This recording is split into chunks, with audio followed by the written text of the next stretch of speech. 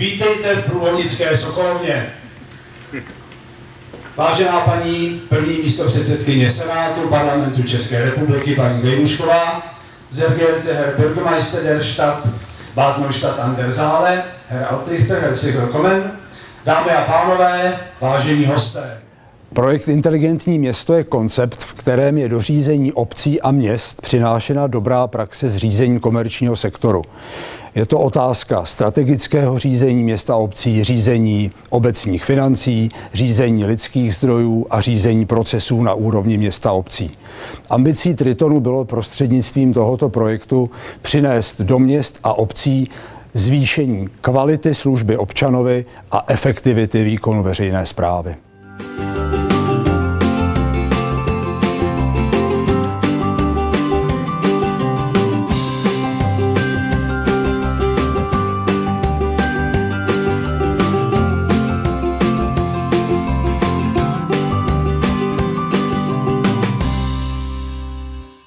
Prosím k mikrofonu paní senátorku Gajduškovou. Proto jsem byla tak velmi nadšená, když jsem se potkala s pány z Tritonu a oni mi začali vykládat o tom, co vlastně dělají, o tom, jak se snaží pomoci komunálním politikům, úřadům, obecním úřadům v tom, jak skutečně nastavit co nejlépe fungování, jak skutečně pomoci lidem, kteří jsou s čistým srdcem většinově, já jsem o tom přesvědčena a berou to velmi poctivě, ale musí to také umět.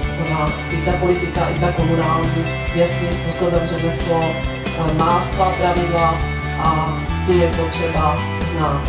Děkuji vám za pozornost a přeji vám, aby nejenom tento projekt, ale určitě všechny další vám pomohli ve vaší práci, abyste byli spokojení s tím, jak se vám věci daří, aby byli spokojení vaši občané, pro které pracujete, aby to přeji si moc, aby nám to společně fungovalo hodně dobře, abychom skutečně se posunuli kousek zase nahoru, najednou se to tady.